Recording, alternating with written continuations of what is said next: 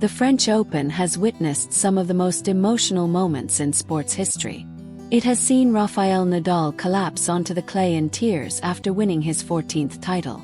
It has seen Serena Williams fight through pain in front of thousands. It has seen champions crowned beneath the Paris sky and legends broken by the pressure of expectation. But in May of 2026, before the tournament had even officially begun, Roland Garros experienced something entirely different. Not a championship, not a 5-set epic, not a historic upset. And somehow, for one unforgettable afternoon on court Suzanne Lenglen, the song mattered more than the tennis. Paris, France. May 22, 2026. The grounds of Roland Garros buzzed with quiet anticipation. The main draw was still days away, but the tournament already felt alive. Practice courts were packed. Fans leaned over railings searching for autographs. Coaches whispered strategy beside baskets of tennis balls. The red clay carried the scent of history and pressure all at once. The French Open organizers had planned small entertainment events between practice sessions and qualifying matches. Few local performers. Some light music. Something to keep the crowd engaged before the real drama started. Nothing extraordinary. Then the rumors started spreading through the grounds. David Guetta was here. First, nobody believed it. Why would one of the biggest DJs in the world randomly appear at Roland Garros before the tournament even began? But then the speakers came alive. The giant sound system surrounding court Suzanne Lenglen crackled softly before exploding into the opening beat of Titanium. The crowd erupted. Phones flew into the air. People started running toward the court. Fans abandoned practice sessions mid-rally just to see what was happening. Within minutes, the stadium transformed. David Guetta stood behind the decks wearing sunglasses and a simple black jacket, smiling as thousands poured into the stands. The energy shifted instantly from relaxed afternoon entertainment into something electric. This was not just a celebrity appearance anymore. This was an event. Guetta moved through hit after hit. Memories.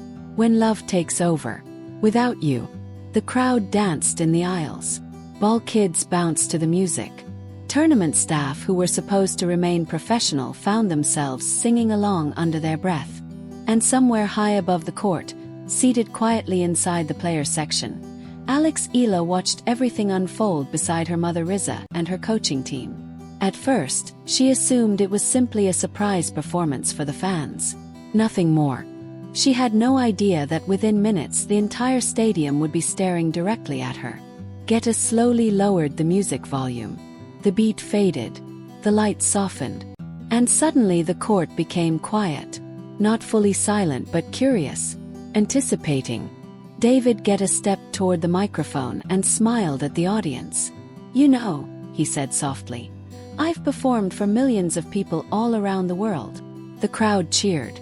"But sometimes," he continued, "you meet a story that feels bigger than music." Now the audience leaned forward. Even Alex looked confused. Guetta glanced toward the players' box. "There's someone here today who inspired me." The cameras immediately began searching the crowd. "She's not from France," he said. "She's not from Europe. She's from the Philippines." The audience reacted instantly. A roar exploded from the Filipino fans scattered around the stadium. Flags rose into the air. And then the camera found her. Alexandra Eala froze. Her eyes widened as her face appeared on the giant screen above the court. The crowd cheered louder. Guetta pointed gently toward her section. "A 20-year-old girl with a racket and a dream," he said. "A young woman carrying the hopes of millions of people who see themselves in her." Alex covered her mouth. Her mother immediately grabbed her hand. "She turned Rome into a homecoming," Guetta continued. "She made people who felt invisible feel seen. And I wanted to give something back." The stadium had become completely silent now. Even the photographers stopped moving. "Alexandra Eala," Guetta said softly, "this song is for you." And then the piano began. No heavy electronic beat. No massive festival drop. Just a simple melody drifting gently through the Paris air. Guetta closed his eyes. And he started singing. From Manila to Madrid, she carried the weight. A nation behind her refusing to break. The audience stopped breathing. The lyrics were raw. Not polished. Not commercial. It sounded less like a performance and more like a confession. The flags in the stands, the tears on their faces. She runs to the lines, she fills all the spaces. Alex sat frozen. Her hand remained over her mouth. Her eyes filled instantly with tears. Beside her, Riza cried openly. Even the coaches looked stunned. Nobody expected this. Nobody expected one of the most famous musicians on earth to stand in the middle of Roland Garros and sing an original tribute to a young Filipino tennis player who had never even won a Grand Slam match. But Guetta kept going. Laban, Alex, Laban. They're calling your name. From Rome to Paris, you're lighting the flame. The words echoed across the stadium. And something strange happened.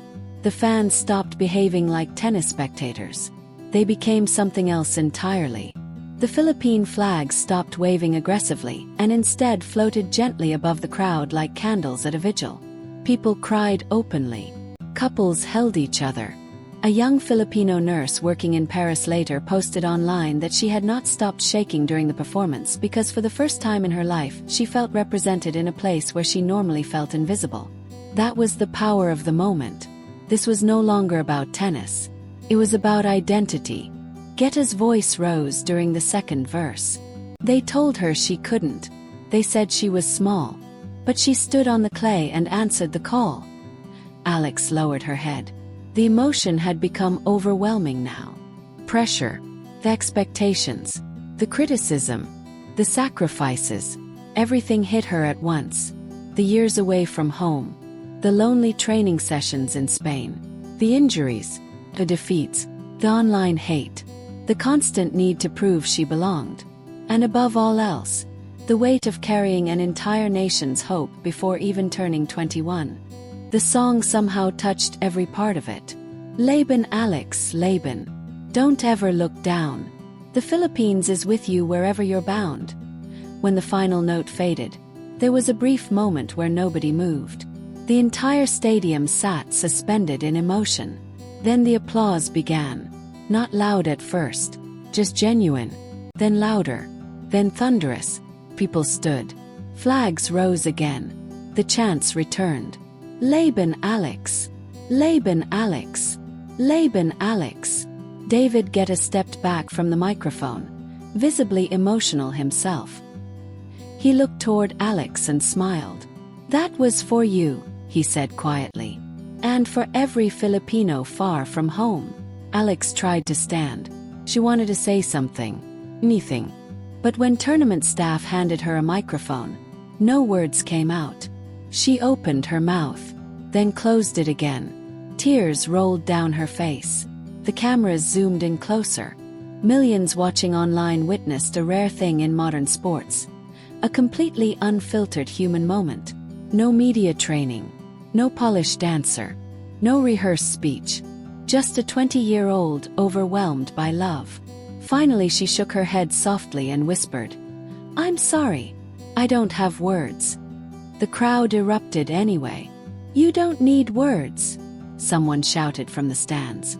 We love you, another voice screamed. Alex laughed through tears. And somehow that tiny laugh became one of the most replayed moments of the tournament. Within hours, the footage exploded online. TikTok clips passed 20 million views before midnight. Instagram edits flooded social media. Philippine television stations replayed the moment continuously. Even people who had never watched tennis before suddenly knew her name. David Guetta singing for Alexandra Eala became global news. Sports outlets covered it. Fashion pages covered it. Music blogs covered it. But what fascinated people most was not the celebrity involvement. It was Alex's reaction. Because fame usually teaches athletes how to perform emotion. This felt real. And authenticity is rare enough that when the world sees it, people cannot look away. Later that evening, after the crowds disappeared and the stadium emptied, Alex remained seated quietly in the players' section. The red clay glowed softly under the fading Paris sunset. Riza sat beside her holding her hand. Neither spoke for a while. Finally Alex whispered, "Mama, did that really happen?" Riza smiled through tears. "Yes, Anik, it happened." Alex stared toward the empty court. "I don't understand it," she admitted softly. "I haven't won anything yet." Riza squeezed her hand tighter. "You already have." Alex shook her head. "No, not really." Her mother looked directly at her. "Alex, people don't love you because you're perfect. They love you because you fight." That sentence stayed with her. Leben. The word had followed her across continents, from small junior tournaments to the biggest clay courts in the world. And suddenly she realized something important. The movement surrounding her was no longer about waiting for permission from tennis history. People had already chosen her. Not because of trophies, not because of rankings, because they saw themselves in her journey. The exhaustion, the sacrifice, the homesickness, the hope, everything. Alex slowly stood and walked toward the railing overlooking the empty stadium. The same court that had erupted with chants only hours earlier now sat completely silent. And in that silence, she made herself a promise. "I'm going to win," she whispered. Riza looked up. "You mean the tournament?" Alex shook her head slowly. "I don't know about the tournament." She stared at the clay. "But I'm going to win something." "What?" Alex smiled faintly. "Their belief, their pride, their hearts." Her mother began crying again, because deep down she understood exactly what her daughter meant. Trophies eventually gather dust. Rankings disappear. Records get broken. But making people feel seen, that lasts forever. And maybe that is why the Alex Eala story became something bigger than sports. Because the world understands champions. But every once in a while, an athlete comes along who represents something deeper than victory. Identity.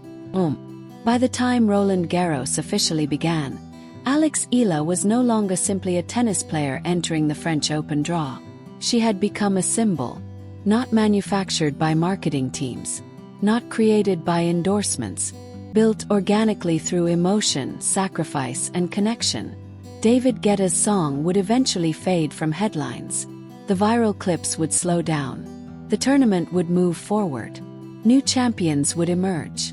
But years later, people would still remember the image of a young Filipina sitting speechless in the player's box while an entire stadium sang her name. Because for one afternoon in Paris, tennis stopped being just a sport and became something human.